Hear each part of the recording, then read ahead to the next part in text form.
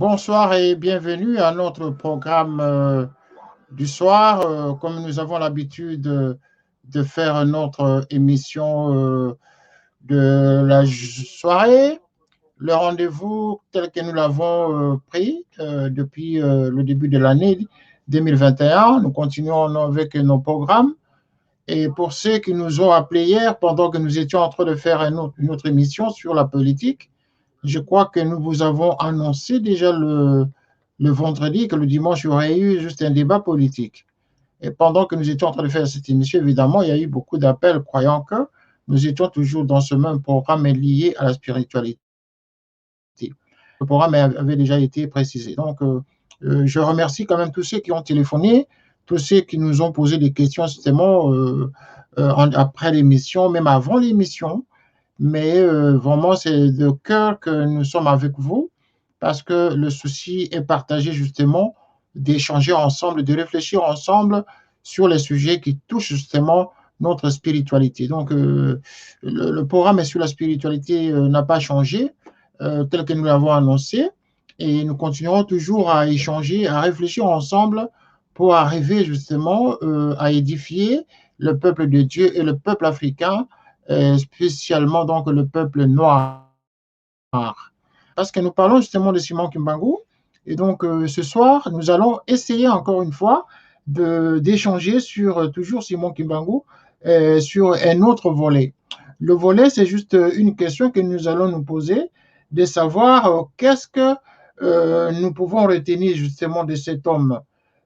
Et pour discuter justement, chercher à savoir qu'est-ce que nous pouvons retenir de cet homme, c'est des réflexions que nous devons faire. Parce que nous pouvons beau parler, nous pouvons beau crier, mais si nous n'arrivons pas à converger nos croyances, nos idées, nos raffermissements, nos discussions, nos échanges sur la notion même de la spiritualité africaine, nous n'allons jamais nous en sortir. Donc, c'est à travers ce genre de plateformes, à travers ce genre de médias que nous pouvons échanger justement régulièrement pour que nous puissions arriver à faire quelque chose de sérieux pour notre peuple. Donc, la question ce soir, comme nous l'avons déjà indiqué dans notre émission, c'est de savoir que retenir de Kimbangu. Que peut-on retenir de Kimbangu? Certains ont dit prophète, d'autres ont dit il était Dieu. D'autres ont même démontré comment Simon Kimbangu a prédit l'avenir de sa progéniture. D'autres ont contesté. Et certains même ne croient plus, ne croient pas du tout. Et ceux qui croyaient en sont sortis parce qu'ils ont été butés à certaines difficultés, justement, qui les ont mis KO. Et donc, autour de tout ça, nous avons évolué jusqu'à la dernière émission que nous avons fait le vendredi dernier. Nous avons parlé de l'aspect lié à la manipulation. C'est-à-dire que pour certains, le kimbanguisme était une espèce de secte dans laquelle il y avait un gourou qui mariait justement les adeptes, que ces derniers étaient soumis justement à la volonté et au désidérata justement du gourou. Donc le gourou ici, c'est qui? Le gourou, c'est Simon Kimbangu lui-même, ou c'est justement ceux qui ont pris les rênes justement de son enseignement, qui ont transformé cette pensée à une pensée individualiste basée sur des principes individuels et personnels. C'est des questions. Et c'est des questions justement qui sont posées par des gens, surtout ceux qui ne sont pas dedans. Ceux qui sont dedans, ils ont leurs convictions, ils comprennent la chose, mais généralement, le message qui est compris n'est pas assez transmis à l'extérieur. C'est-à-dire pour la consommation de ceux qui ignorent encore le sens et la nature justement du kimbanguisme. Alors, nous avons été contactés, en tout cas par beaucoup de gens ce week-end. Et la plupart nous ont demandé encore de relancer le débat, c'est-à-dire réengager le débat sur la notion de kimbanguisme en tant qu'une secte. Voilà, la plupart des gens nous ont dit, en tout cas, Mais sur René, nous, en tout cas, nous sommes affirmatifs. L'église kimbanguiste est une secte installée au Congo depuis des années parce que c'est en fait, c'est une assemblée qui manipule ses adeptes, c'est-à-dire les gens qui y sont dedans. Bon, ça, c'est les gens qui ont appelé, qui ont essayé de nous faire la réflexion. Et donc, ils nous ont demandé de réaffirmer, de refaire, enfin, de continuer à tourner autour de cette supposition, de cette rumeur, de sorte que finalement, il y ait des gens qui réagissent. Bon, mais le constat que nous faisons, c'est que les kimbanguistes ont du mal à vouloir s'exprimer publiquement. C'est le constat que nous avons, parce que je ne peux pas comprendre que lorsqu'on fait cette émission, les gens sont très réticents pour poser des questions, mais dès que l'émission s'arrête, dès qu'on termine l'émission, nous recevons alors des coups d'appel tout le temps, y compris des messages des gens qui téléphonent, y compris des SMS, des textos qui nous arrivent vraiment à notre service de rédaction ici. Donc, et quand on demande aux gens de réagir pendant l'émission, ils nous disent non, c'est-à-dire qu'il faut que nous on écoute d'abord, on verra, on va réagir plus tard, ce n'est pas encore le moment. Mais ce n'est pas encore le moment. L'antenne ne sera pas gardée éternellement pour tourner autour du même sujet. Nous avons plusieurs sujets à évoquer, nous avons plusieurs thématiques justement à vouloir discuter ensemble sur la spiritualité. Et sur la spiritualité, nous ne cessons pas d'expliquer aux gens qu'il n'y a pas que le kimbanguisme. On ne va pas passer notre temps à ne parler que du kimbango, non. Il y a plusieurs croyances en Afrique. Lorsque nous allons aller vers l'Afrique de l'Ouest, il y a plusieurs croyances là-bas. Ils ont aussi leur divinité. Vous comprenez? Et donc, nous sommes autour d'une situation, devant une situation où nous sommes obligés de parcourir toutes les divinités en Afrique. Parce qu'ailleurs, ils disent aussi qu'ils ont leurs prophètes, d'autres disent qu'ils ont leur Dieu. Mais finalement, qui est le vrai Dieu qui est venu en Afrique? Lorsque les kimbanguistes disent que c'est Kimbangu qui est le Dieu qui a été envoyé sur terre et que lui-même était Dieu et il a prédit son avenir et il a déjà tracé la filiation, voilà, la succession plutôt, ben voilà, donc c'est compliqué. Et donc, les gens qui nous appellent ne cessent de nous dire, enfin, pour ceux qui ont appelé, je crois une douzaine de personnes qui ont appelé justement, qui ne se connaissent pas, qui appellent à des endroits vraiment différents, à des zones géographiques différentes, et qui nous expliquent que, en tout cas, l'église kimbanguiste est une secte. Ça, c'est leurs affirmations. Mais quand on leur demande de venir expliquer ça publiquement, ils nous disent non, nous allons encore attendre un peu. Bon, voilà. Donc, essayons de comprendre que l'antenne que nous avons donnée pour parler de la spiritualité africaine, ce n'est pas uniquement pour parler de Kimbangu avec sa pensée, avec ses enseignements. Nous voulons parcourir tout le continent, là où se trouvent les autres divinités, et nous allons pouvoir discuter avec toutes les personnes qui sont donc membres de telle ou telle assemblée ou tel regroupement religieux. Voilà. Donc, c'est quoi alors, quelles sont vraiment les caractéristiques d'une secte? Une secte est caractérisée par la manipulation mentale, l'endoctrinement, le contrôle de la pensée mise sous dépendance et sous la pression. Et cet endoctrinement est constitué justement de techniques que l'on appelle généralement en psychologie des techniques cognitives, c'est-à-dire à partir des messages séducteurs, c'est-à-dire que le gourou utilise le message séducteur, mais des messages qui sont réducteurs en même temps. Donc, multiples réunions, il procède par des réunions incessantes, des enseignements, des stages, des séminaires, des études, n'est-ce pas? Des auditions par exemple, de vidéos, de cassettes, des messages à écouter au quotidien, des prières interminables, etc. Voilà, c'est aussi une des caractéristiques. Deuxième chose, il y a les techniques affectives. Dans les techniques affectives, comment fonctionne une secte? Les adeptes passent par 3 phases. par la séduction, par le message, le leader, le groupe, la destruction psychologique, la reconstruction selon les normes du groupe.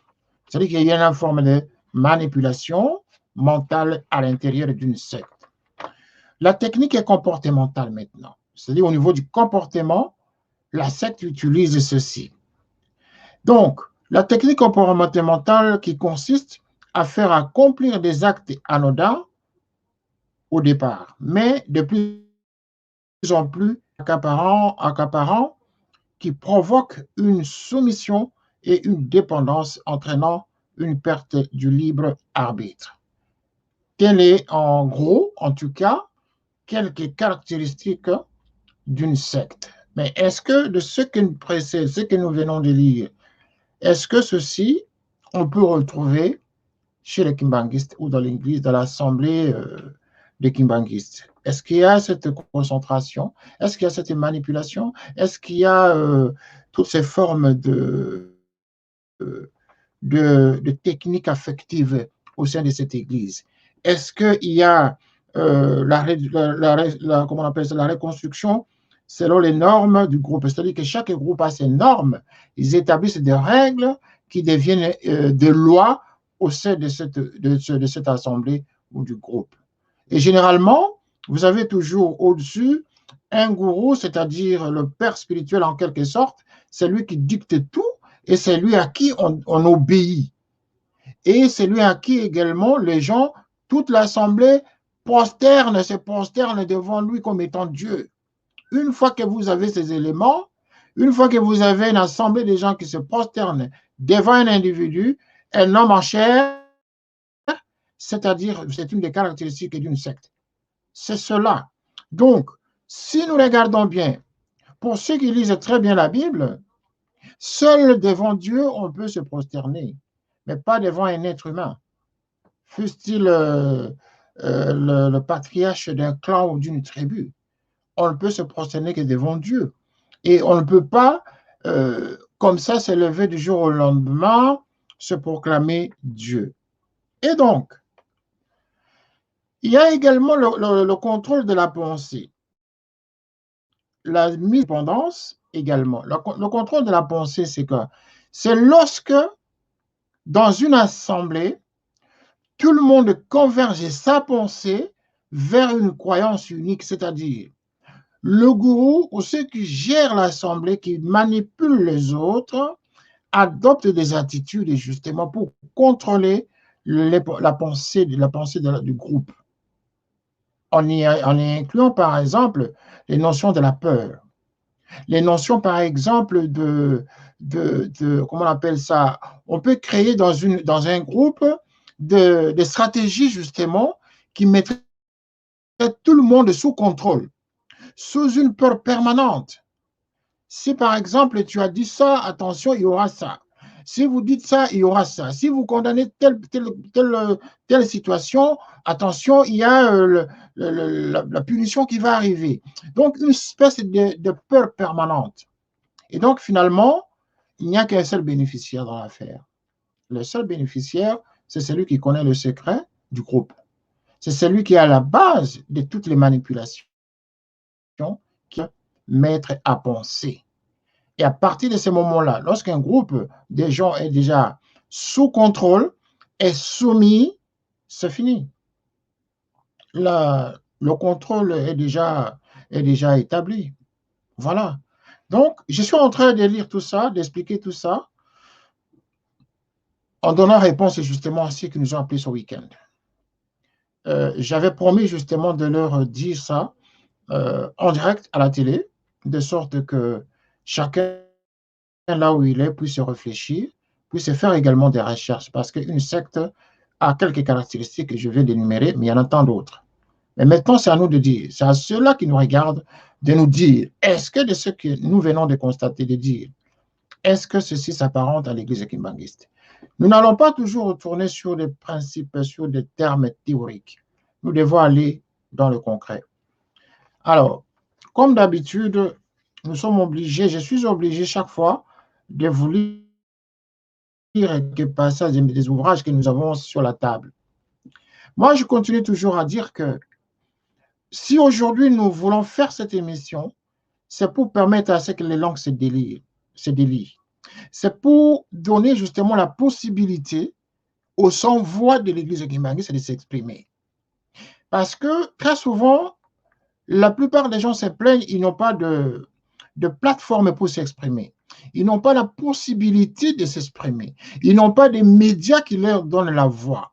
Eh bien voilà, nous vous en donnons la possibilité de vous exprimer. Le programme que nous faisons, la chaîne que nous gérons est suivie partout. Je dis bien partout. Ne pensez pas que pour vous qui regardez dans les réseaux sociaux, par exemple, il n'y a que vous qui regardez la chaîne. La chaîne est regardée à travers le satellite. Ce que nous faisons maintenant est suivi partout. Vous voyez? Donc, la télé est reliée sur plusieurs plateformes. Donc, il y a plusieurs programmes qui passent même, plusieurs programmes passent à part les réseaux sociaux. Les chaînes passent également sur satellite à travers le monde. Donc, comprenez que lorsque vous intervenez, il y a beaucoup de gens qui vous suivent. Il y a beaucoup de gens qui vont vous écouter. Et il y a beaucoup de gens qui vont découvrir l'Église kimbanguiste et la pensée, les enseignements des Kimbangu. Mais lorsque vous vous taisez, lorsque vous jouez le jeu justement de ceux qui vous manipulent, eh bien voilà, vous allez contribuer justement à la déchéance de Kimbangu lui-même.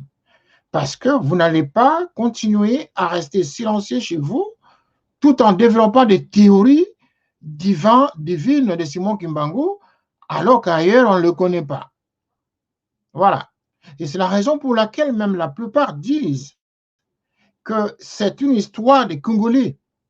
Et non seulement des Congolais, les gens vont plus loin, jusqu'à tribaliser même l'Église. C'est une église des Nkamba, au Congo profond, et même les étrangers, quand ils font des petites recherches, ils se rendent compte que oui, le Kamba en question, ça se trouve au Congo profond. Voilà les termes que moi j'ai entendus. J'ai entendu ça au moins 4-5 fois. Les gens me disent, mais oui, mais on a fait des recherches, on a trouvé que c'est au Congo profond. Vous voyez ce que ça veut dire? Au Congo profond. Mais vous qui êtes là, vous qui connaissez les choses, vous qui aimeriez témoigner, voilà, vous restez silencieux de peur que probablement le gourou ne vous punisse parce que vous avez pris la parole ou que vous ayez dit des choses qui n'ont pas plu à un gourou quelque part. Donc, ça rejoint à la définition de la secte que nous venions de donner ici, n'est-ce pas, le contrôle de la pensée. C'est-à-dire qu'à partir du moment où on vous tient comme un chien sous le... Vous voyez, à ce moment-là, on vous contrôle, on contrôle votre pensée. Alors, à partir du moment où vous êtes contrôlé par la pensée, mais vous avez perdu votre identité. C'est ça. Ce n'est pas différent du colonisateur qui est venu nous arracher notre identité spirituelle. Et donc, vous qui êtes une personne normale, une fois que vous êtes retenu par votre propre pensée, est arraché par un groupe de gens ou par un individu, eh bien, croyez-moi, vous avez perdu votre identité personnelle, votre identité spirituelle. Vous l'avez vendue à un groupe de gens et à un individu plus intelligent que vous. Alors que Dieu nous a créés tous égaux et nous avons tous l'esprit. Et donc, cet esprit, nous devons justement l'entretenir avec des pensées positives. Alors, l'église de Kimbanguiste va passer donc les centenaires, n'est-ce pas? D'ici le mois d'avril. Beaucoup de théories ont été développées à ce sujet et nous avons beaucoup de vidéos qui nous tombent actuellement où j'ai reçu vraiment plusieurs vidéos. Le moment des vidéos viendra bientôt. On va commencer à donner des extraits et des vidéos. Je crois que d'ici la fin de la semaine, on va utiliser des séquences pour montrer en fait, de toute façon, ce sont des séquences de vidéos que vous connaissez tous, mais pour vous, kimbanguistes et congolais, c'est vous qui connaissez. Les gens qui posent des questions ici, la plupart, ce ne sont pas des Congolais. C'est ça comment on appelle le sérieux du problème. Parce que ce qui m'encourage, moi, c'est de constater que les gens qui s'intéressent le plus pour le moment, ce sont les non-congolais qui sont à l'étranger, qui sont très loin, qui ont découvert cette émission. Et ce sont ceux-là qui posent plus de questions que les Congolais eux-mêmes ou les kimbanguistes qui se cachent. Voilà. Donc, nous avons l'obligation de lire. Lorsque j'ai lu le livre ici, beaucoup de gens commandent même le livre. Ils me demandent comment ils peuvent se procurer de ce livre-là. Et je leur ai dit, il y en a beaucoup. Il y en a beaucoup. Mais je remercie, je continue toujours à vous le dire honnêtement, je remercie nos frères qui ont écrit ces deux ouvrages. Je pense que vous connaissez, voilà, cet ouvrage qui a été écrit par Passy Joseph, Monsieur Passy Joseph. Je suis que vous le connaissez, Monsieur Passy Joseph. Le texte qui se trouve dans votre ouvrage est apprécié par beaucoup de gens, mais qui voudraient savoir comment ils peuvent se procurer votre ouvrage, parce que le contenu est tellement énorme, et non seulement il félicite votre intelligence, c'est le mot qui a été utilisé, je ne peux pas le cacher, félicite votre intelligence d'avoir écrit un grand ouvrage comme celui-ci sur Simon Kimbangu, mais maintenant, ils veulent savoir comment se procurer de cet ouvrage. Comme je n'avais pas de réponse à donner, j'ai tenu justement à vous le dire justement à travers cette émission.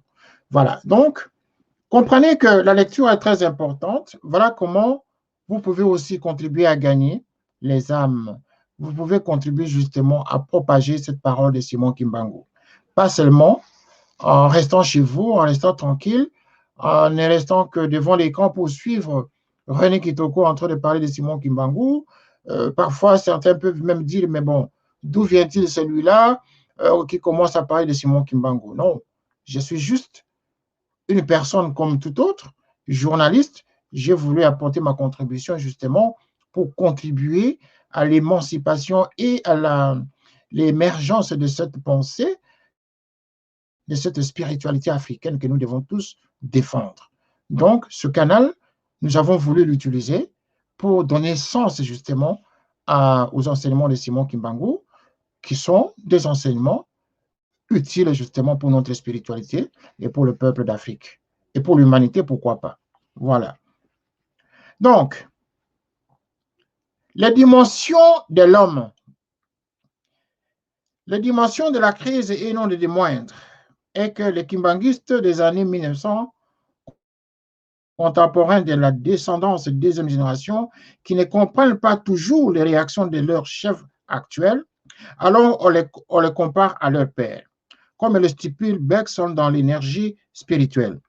Celui qui pourrait regarder à l'intérieur d'un cerveau en pleine activité, suivre le va-et-vient des atomes et interpréter tout ce qu'ils font, celui-là serait sans doute quelque chose.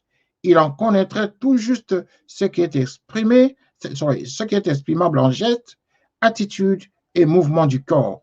Ce que l'état d'âme contient d'action en voie d'accomplissement, ou simplement naissante. Le reste lui échapperait. Il serait vis-à-vis des pensées et des sentiments qui se déroulent à l'intérieur de la conscience, dans la situation du spectateur qui voit vraiment tout ce que les acteurs font sur la scène, mais n'entend pas un mot de ce qu'ils disent. Voilà. Je suis en train de vous lire ça pour vous faire comprendre qui est le kimbanguisme, qui est le kimbanguiste, c'est quoi la pensée de Kimbangu. Vous voyez, celui qui ne me connaîtrait pas croirait que j'étais un kimbanguiste, un pasteur kimbanguiste, alors que non. J'utilise le texte, j'utilise le livre où se trouve la pensée de Kimbangu et j'en exploite pour aider les autres à comprendre. Et quand je dis les autres à comprendre, ceux que vous ne pouvez pas atteindre, parce que c'est moi qui suis à l'antenne, et donc ceux qui m'écoutent profitent de cela. Et c'est ce qui fait qu'après, ils appellent pour demander comment ils peuvent trouver où est-ce qu'ils peuvent trouver ces ouvrages. Et ils croyaient que moi aussi, moi justement, je suis kimbanguiste. Mais en toute honnêteté, je leur dis, je n'étais pas kimbanguiste. Je suis juste journaliste et je passe justement pour divulguer, pour vulgariser plutôt le message et l'enseignement de Simon Kimbangu. Mais si vous-même, vous n'êtes pas connecté avec des gens comme ça, eh bien, comment il saurait mieux sur l'histoire de Simon Kimbangu et de son enseignement? Voilà. Essayons encore de démontrer que Simon Kimbangu, enfin que l'église de Kimbangu, ce n'est pas une secte.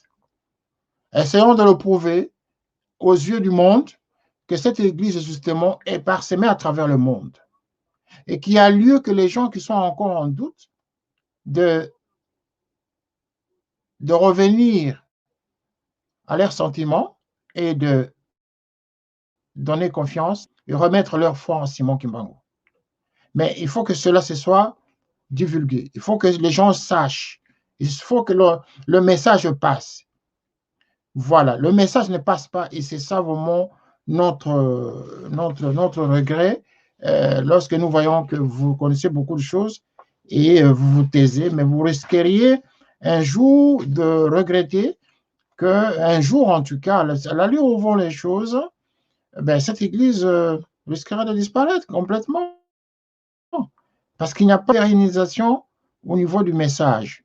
Il y aura un moment où la génération actuelle, lorsqu'elle n'aura pas fait suffisamment son travail de communication, alors qui va le faire? À un moment donné, ça va disparaître. Nous avons suivi une vidéo de Joseph Odiangenda lui-même qui disait que le jour où nous allons partir, vous n'allez plus vous poser la question de savoir qu'est-ce que papa avait dit. C'était l'un de ses derniers messages, je crois. Moi, j'ai suivi cette vidéo-là. Mais quand il parlait, regardez, quand il parlait, moi, je ne l'ai jamais vu, hein, mais j'ai vu seulement les vidéos. Mais c'est une vidéo, je crois, de 1992, je crois. Voilà. Oui, il disait devant l'Assemblée qu'un jour, quand nous allons partir, il disait que papa tel est malade, nous sommes tous maintenant malades. Dieu seul sait pourquoi nous sommes tous malades. Mais c'est probablement, il veut nous rappeler tous. Mais allez-vous vous poser la question de savoir qu'est-ce que papa nous a dit? Alors que pendant que je suis là, je vous le dis. Il a donné 3 principes, le travail, l'amour, la loi et tout ça, des choses comme ça. Il y avait 3. Et donc, si vous n'observez pas ce principe qu'il a laissé, ce principe qu'il a enseigné de son vivant, et que vous n'arrivez pas à les propager ailleurs pour d'autres générations, mais qui le ferait? Qui le ferait? C'est d'abord ceux qui comprennent le message. C'est d'abord ceux qui ont justement la foi, qui vont transmettre cette foi sans la moindre fatigue ni le moindre découragement. Donc, la responsabilité vient d'abord des premiers disciples. Comme lui, il a été à la base du fondement de cette Église de Dieu, l'Église universelle sur terre. Voilà, à lui justement que ceci soit fait de manière efficace comme lui l'a voulu le faire. Là où il s'est arrêté, c'est à partir de ce moment-là que les autres devraient continuer. Mais lorsque vous allez passer le temps à donner des anecdotes, ce sont des anecdotes. Voilà pourquoi nous sommes en train de penser que ce sont des légendes. Lorsque vous allez toujours dire, voilà, papa, bon, à l'âge de ceci, il a dit ceci, après, il a eu 3 enfants, et puis après 3 enfants, il a dit que bon, de mes 3 enfants, il y aura un tel qui va naître le jour de ma mort, après, celui qui va être tout ça, là, ce sont des légendes, messieurs. Mes chers amis, ce sont des légendes. Qui va croire à des histoires comme ça? Si vous n'êtes pas sur le terrain pour prouver, ce sont des légendes. Arrêtez de faire croire aux gens que tout ce que vous racontez, les gens croient. Non, parce que vous vous cachez derrière. Vous avez un message fort de Simon Kimbangu, mais vous êtes en train de faire reculer ce message. Voilà pourquoi les termes de légende, les termes de secte reviennent tout le temps. Et moi, quand on me pose ce genre de questions au téléphone, en dehors de l'émission, je me mets à la place de vous autres qui connaissez le kimbanguisme pour essayer de faire comprendre à mes amis qui m'appellent que non, c'est une spiritualité réelle. Vous allez au Congo, vous allez encore vous déplacer, même dans la capitale, la Kinshasa, la capitale de la RDC, il y a une grande église là avec des responsables sur place. Ils vont vous conduire là là où vous pouvez avoir de bons renseignements. Mais c'est des gens qui me disent, non, non, ils me disent non. La base de cette église, nous avons découvert, ça se trouvait au Congo profond. Et il faut aller jusque-là. C'est tous ces éléments-là. Ce sont des éléments indicateurs qui prouvent que il y a quelque chose de pas sérieux, de pas normal. Et donc, quand on dit n'est pas normal, c'est parce que l'idée de base, la vision de base de Simon Kimbangu a été transformée. Transformée par ceux qui l'ont hérité. Tout simplement, c'est ça. C'est comme Jésus-Christ. Jésus-Christ n'a pas laissé de chrétiens. Hein? Jésus-Christ n'a pas fondé l'Église. Jésus a laissé le message à ses disciples. Et ce sont les disciples, justement, qui ont fait son travail. Quitte à ceux qui ont cru à Jésus de faire le travail tel qu'il a voulu, et aux autres de faire ce qu'ils voulaient faire. Voilà. Et donc, autant pour Kimbangu, pareil. Si Joseph Diangenda, qui est son fils, a fait le travail de son père, alors, il n'y a pas besoin de venir ajouter encore des éléments que Simon Kimbangu n'a pas dit. Quand il y a transformation du message, ne croyez pas que vous êtes en train de parler aux gens qui sont comme ça, qui ne réfléchissent pas. Les gens réfléchissent. Simon Kimbangu a dit des choses. Il pouvait avoir été l'envoyé de Dieu. Il pouvait avoir été le prophète. Ou il était lui-même Dieu. Mais par la suite, il ne faut pas nous en rajouter plus d'éléments qui mettent même en contradiction son message. Voilà, mes chers frères et sœurs. Et c'est la raison pour laquelle les gens se disent, mais voilà, que ces gens-là se mettent à l'écran qui nous disent clairement cet enseignement-là et nous allons prendre nos bagages, nous irons jusqu'au Congo profond. Maintenant, je vais vous citer, je vais vous dire exactement d'où j'ai reçu des appels le week-end. J'ai reçu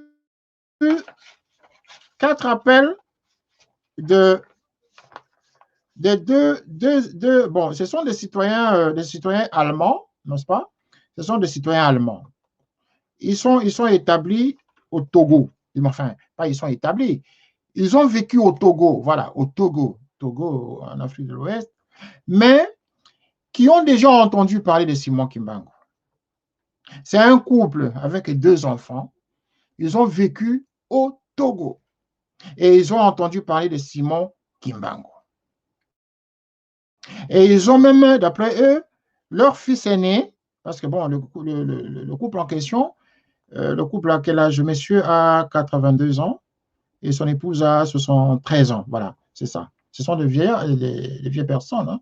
Mais ils ont rencontré, voilà, ils ont rencontré en 1984 Joseph Diangenda au Congo-Brazzaville. Voilà. Ils ont rencontré au Congo-Brazzaville lors d'un, c'est pas moi, si c'était eu un pèlerinage, un truc comme ça, mais en tout cas, c'est ça qu'ils m'ont dit. J'étais en train de dire ce qu'ils me disaient. 2 Allemands, ils parlaient très bien français et ils m'ont appelé, j'étais surpris et ils m'ont fait ce témoignage. Et ils m'ont dit ceci. Ils m'ont dit, monsieur le journaliste, vous êtes courageux d'en parler à l'antenne, d'utiliser votre temps pour parler de Simon Kimbangu. Mais nous sommes curieux de voir comment vous allez percer pour convaincre les Kimbanguistes que Simon Kimbangu n'était pas Dieu ou que Simon Kimbangu était prophète. Vous ne réussirez pas. Et je leur ai dit, ma mission n'est pas de transformer l'histoire ni de contredire. Moi, ma mission, c'est de vulgariser ce message, cet enseignement de Simon Kimbangu.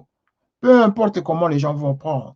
Mais c'est aux Kimbanguistes de prendre les responsabilités de le prouver, d'expliquer, de convaincre, d'expliquer, d'enseigner ce message. Voilà, nos Allemands, nos 2 Allemands, ce qu'ils m'ont dit. C'est vraiment de vieilles personnes, mais ils m'ont raconté beaucoup de choses. Ils ont vécu au Togo et ils ont rencontré Joseph Diangenda dans les années 80. Là. Et ils l'ont vu. Ils m'ont dit qu'ils l'ont vu. Mais leur impression, ça n'a rien à voir avec ce que vous racontez à la télé, Simon Kimbangu, Dieu et tout ça, Joseph Diangenda, c'est non, ils m'ont dit arrêtez avec ça, monsieur René. C'est un monsieur qui vivait comme tout le monde. La différence, c'est que il était quoi? Il a dit quoi? Il a dit, voilà, il était prêtre. Voilà. Bon, évidemment, c'est la façon de dire, il prêchait la parole de Dieu, parce que je lui ai dit tout de suite, bon, c'est pas prêtre, c'est prêtre en termes de l'Église catholique. Il m'a dit, non, non, c'est pas ça. Il prêchait, et c'est un prêtre dans le sens qu'il prêche la parole de Dieu. Mais ça n'a rien à voir avec Kimbangu Dieu. Non, ils sont catégoriques. C'est un monsieur qui a vécu normal comme tout le monde. Il drainait les foules et ça n'a rien à voir avec Dieu. Ce n'est pas possible. On ne peut pas rencontrer Dieu partout dans tous les coins du village comme ça. Sinon, alors, même ceux qui se disent qui ont des dieux au Japon, bon, voilà, c'est un peu tout ça. Ensuite, j'ai reçu un coup de fil de Paris. Un coup de fil de Paris. C'est un monsieur.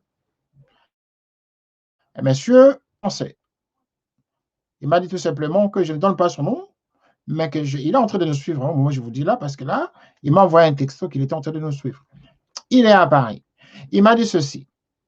Il est curieux de rencontrer même un pasteur, soi-disant pasteur de l'église kimbanguiste, qui peut le rencontrer et ils vont discuter, il va lui révéler des choses en face. Il est en France, à Paris. Quiconque voudrait rencontrer ce monsieur peut le rencontrer et il a des éléments, des documents à montrer pour faire la discussion autour de Simon Kimbangu. Mais tout ce qu'il m'a dit est que la situation du coronavirus risque d'être un obstacle, mais sinon, c'est un sujet qui le passionne depuis des années sur la spiritualité africaine, parce que lui-même, il était né en Afrique. Quoi qu'il est en français, mais il était né en Afrique. Voilà. Il ne m'a pas donné le nom du pays, mais il m'a dit, en tout cas, lui, il se sent comme africain parce qu'il est né en Afrique.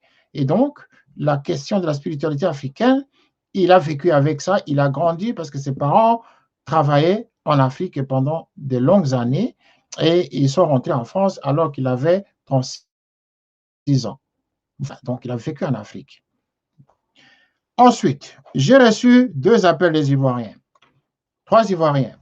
Il y en a un qui est en Italie, un Ivoirien, il est en Italie. L'autre est à Hollande.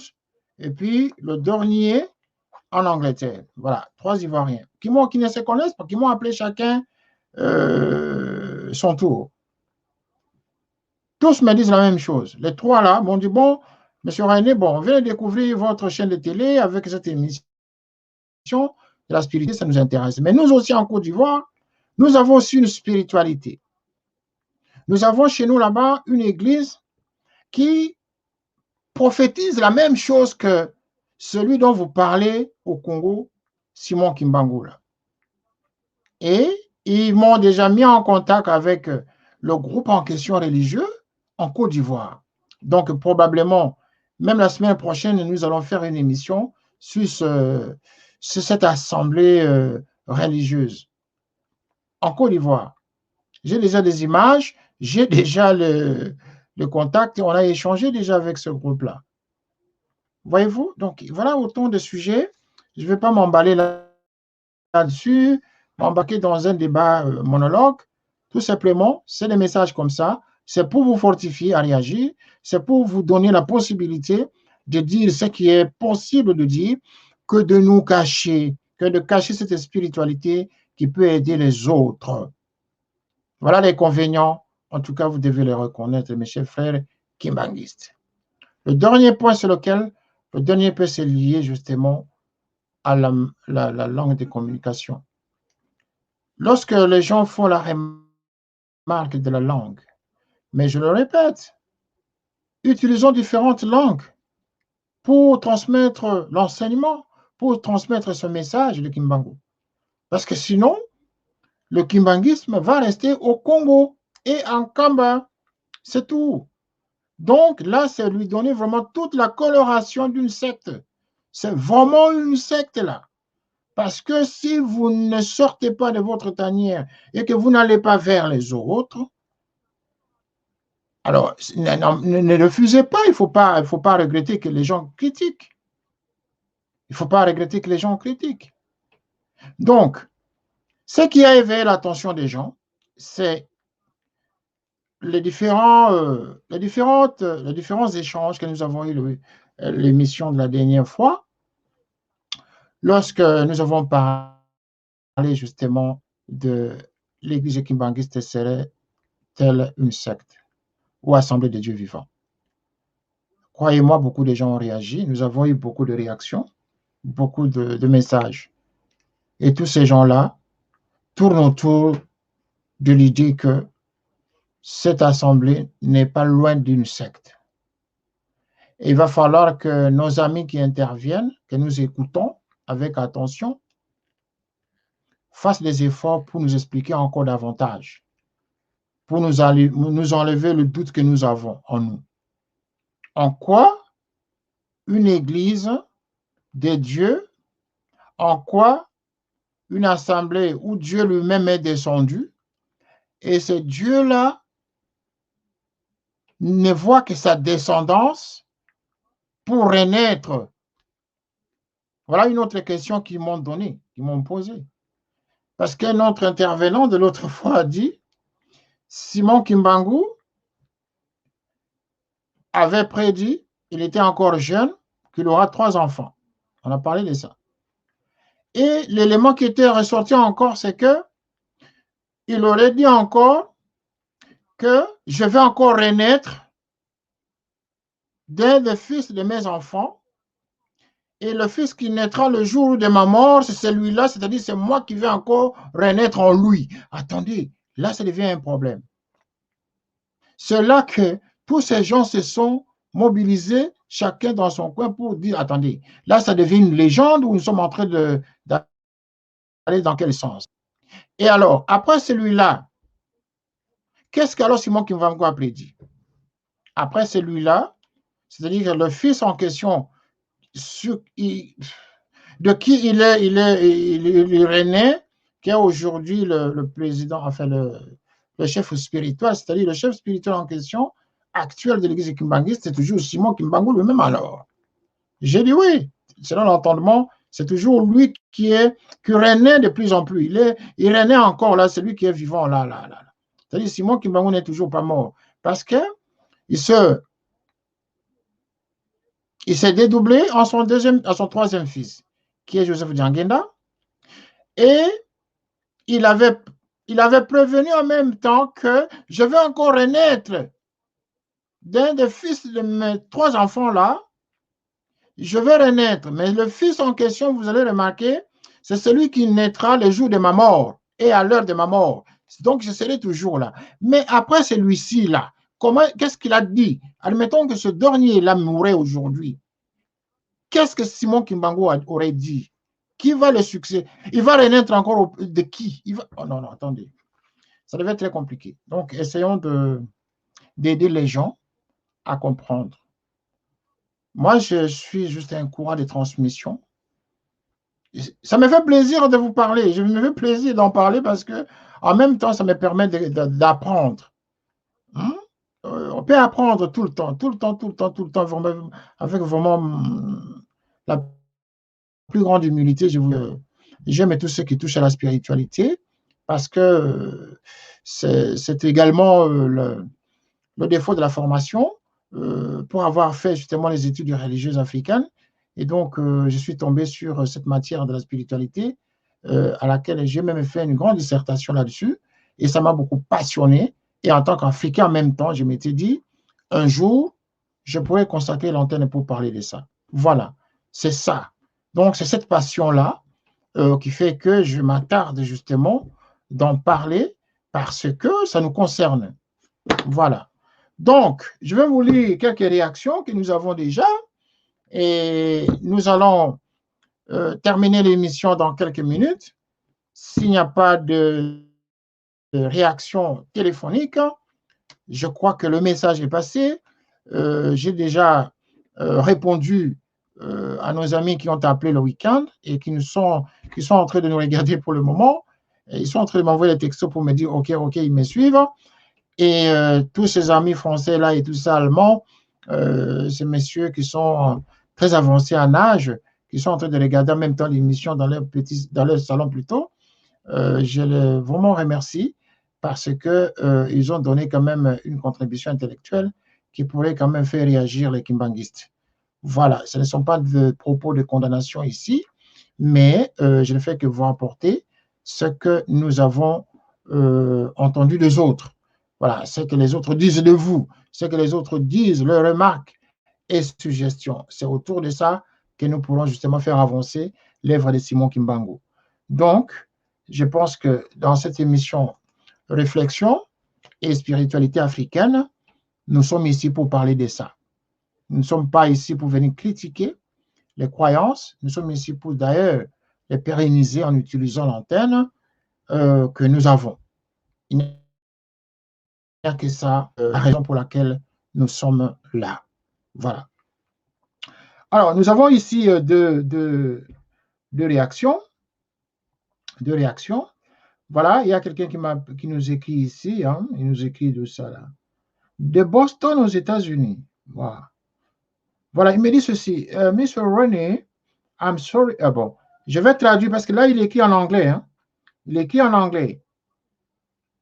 Ok, je suis congolais, mais je suis né. J'écoute seulement le français. Voilà, je suis en train de vous dire un tout petit peu parce qu'il écrit en même temps en anglais et en français, mais vraiment ce qu'on appelle broken French.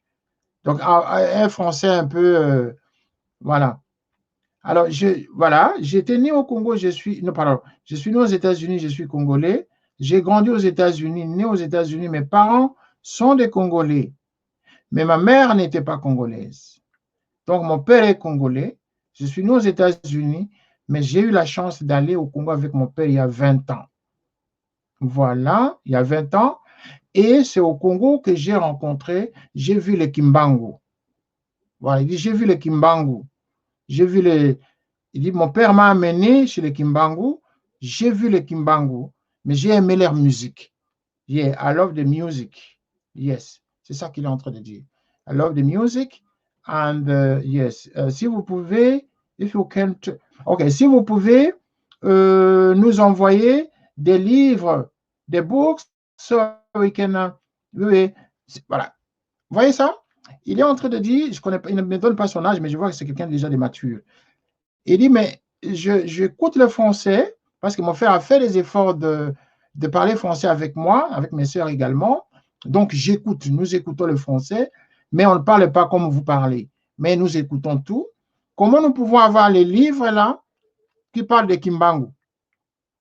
Parce que moi, j'ai vu les Kimbangu au Congo. Comme mon père m'a amené à 20 ans, on était parti en vacances, on était resté 6 semaines, 6 weeks in Congo. Vous voyez ça? Donc, lui, il veut savoir un peu plus sur le Kimbangu, sur le kimbanguisme. Mais ceux qui connaissent le kimbanguisme, hein, se cachent. Admettons que ce monsieur me pose des questions que je ne maîtrise pas sur le kimbanguisme. Je vais lui dire quoi? C'est vous qui devez le faire. C'est vous qui devez véhiculer le message. Lorsque certains appellent pour me dire, bon, voilà, vous passez votre temps à parler en français, nous, on n'a pas le temps de parler français pour parler de Simon Kimbangu. Bon, là, nous sommes dans quel monde? Si on ne sait plus véhiculer dans d'autres langues, c'est un problème. C'est déjà un freinage, là. On est en train de freiner le message pour d'autres. Voilà, ce monsieur est en train de lire dans ce sens. Donc, deuxième message que nous avons. Oui, il me dit ceci. Oh là là, ça c'est une femme. C'est une femme qui écrit. Elle dit ceci. Monsieur, bonsoir. Oui, j'ai déjà entendu l'histoire de Simon Kimbangu.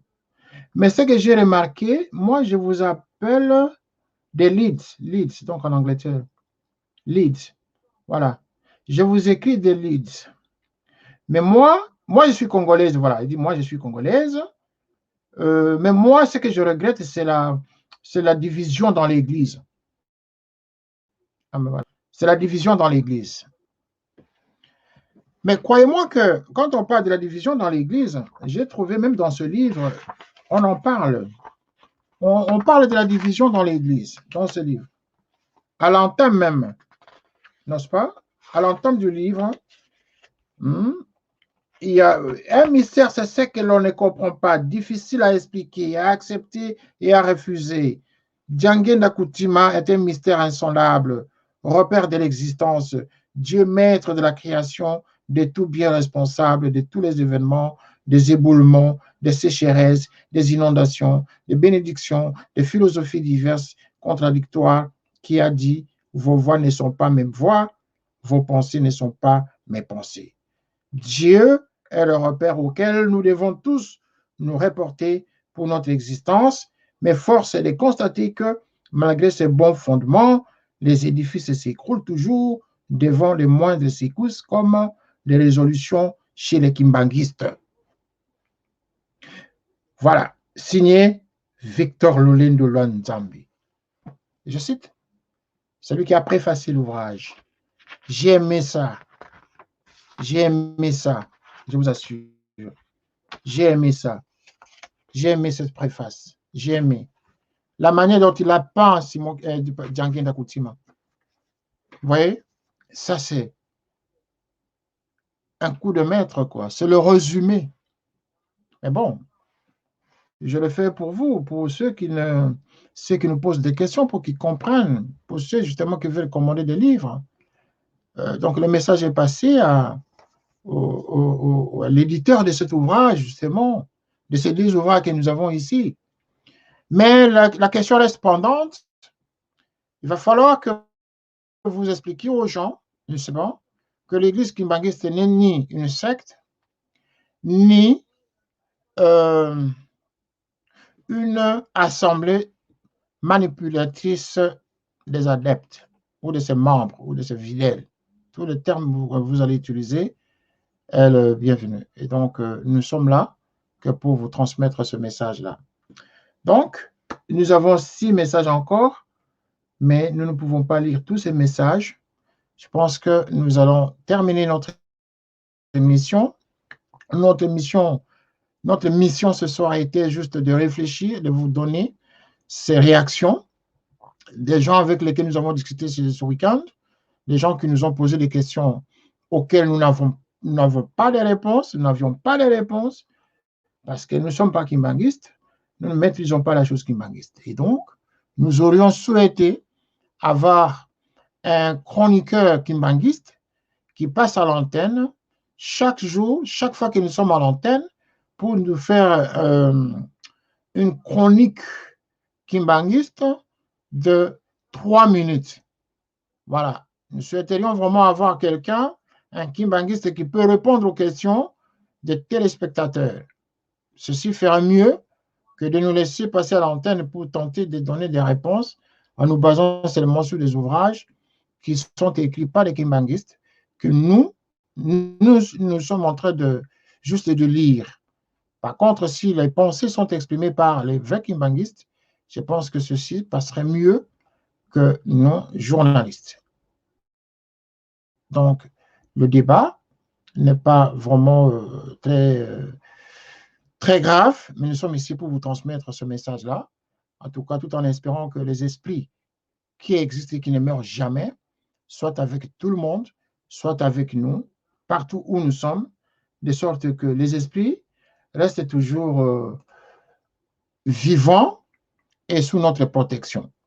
Un dernier message, toujours à notre ami qui nous a écrit des États-Unis, n'est-ce pas? Parce qu'il y a un autre monsieur qui nous a écrit des États-Unis, mais celui-là avait demandé tout simplement, il voulait avoir les contacts. Voilà. Il voulait avoir le numéro de téléphone de la direction générale. Bon, c'est le terme qu'il a utilisé. Il voulait avoir les contacts directs de la direction de l'église kimbanguiste. Je ne sais pas moi si ça s'appelle direction générale ou ça s'appelle, c'est pas moi le terme que vous utilisez en tout cas. Nous avons un monsieur qui veut donner une contribution pour les cinquantenaires. Voilà le terme qu'il a utilisé. Il m'a dit, monsieur Rani Kitoko, tout ce que je veux, c'est d'envoyer ma contribution.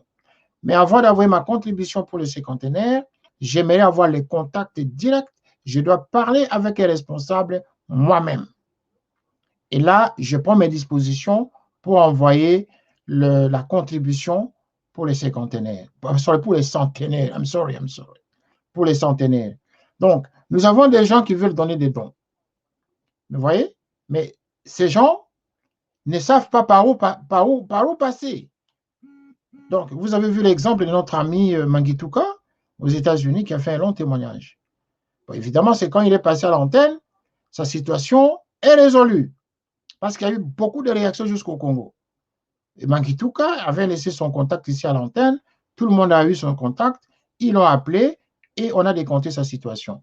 Donc, Mangituka, probablement, serait au Congo avec le don qu'il a promis de ramener parce que c'était sous les directives qu'il a reçues de Simon Kimbangu qui était apparu dans sa vie. Voilà, je pense que nous avons fait son boulot et nous continuerons toujours à le faire. Et vous êtes avec nous, nous sommes avec vous pour faire ce travail-là. Voilà. Dernier message avant de clôturer l'antenne. Si vous n'avez pas, s'il n'y a pas une réaction quelconque, sinon, nous aurons fait notre boulot ce soir. Alors, dernière réaction que nous recevons là, c'est Jacqueline. Jacqueline Mandanda, quelque chose. Voilà, Mandanda. Ah ben voilà, elle écrit de la RDC. Elle écrit de la RDC, Kinshasa. Dit, je vous écris de la RDC Kinshasa. Merci, j'ai suivi votre émission, j'ai suivi les émissions sur votre chaîne. Et donc, là, je vous écris parce que je vous vois, sauf que je n'ai pas une bonne connexion, mais je vous vois quand même. Mais est-il que demander à ce monsieur des États-Unis, moi, je peux entrer en contact direct avec lui et on peut le mettre directement en relation avec le bureau que lui est en train de chercher. Ben voilà, donc voilà, la dame me laisse encore son email là. Voilà. Voilà, donc il y a une dame qui est en train d'écrire de la RDC. Voilà, c'est des réactions spontanées comme ça que nous voulons. Voilà, des réactions spontanées. C'est très bien. Voilà, c'est très bien. Ça nous encourage à continuer à faire notre travail pour pouvoir vulgariser justement le message. Voilà. Donc, demain, le rendez-vous est pris. Mais pendant ce temps, si vous avez des suggestions, envoyez-les. Envoyez-nous les messages. Nous allons continuer toujours à faire le débat sur la spiritualité. Donc, nous sommes appelés justement à faire avancer l'œuvre de Simon Kimbangu parce qu'il s'agit d'une spiritualité africaine. Alors, je vous remercie en tout cas pour votre temps, votre fidélité, d'être là avec nous et d'avoir suivi ce monologue que j'ai fait aujourd'hui parce qu'il s'agit vraiment d'un monologue, en tout cas pour ce soir. C'est comme si je suis venu pour prêcher la parole de Simon Kimbangu, mais non, je suis venu vous apporter seulement des réactions des gens, des réactions des téléspectateurs qui ont appelé justement pendant le week-end. Mais pendant ce temps, nous insistons ici, envoyez-nous vos suggestions, envoyez-nous vos commentaires, envoyez-nous vos propositions de thèmes à évoquer. Et vous devez, c'est avec vous que nous devons animer cette tranche d'émission sur la spiritualité africaine. C'est avec vous et ce n'est pas seul à l'antenne que je viens vous parler en tant que pasteur ou prêtre d'une église quelconque. Non. Ici, il s'agit de la réflexion. Et quand on fait la réflexion, c'est un groupe de gens qui se met ensemble pour faire la réflexion sur un sujet déterminé. Voilà. Donc, je vous remercie en tout cas.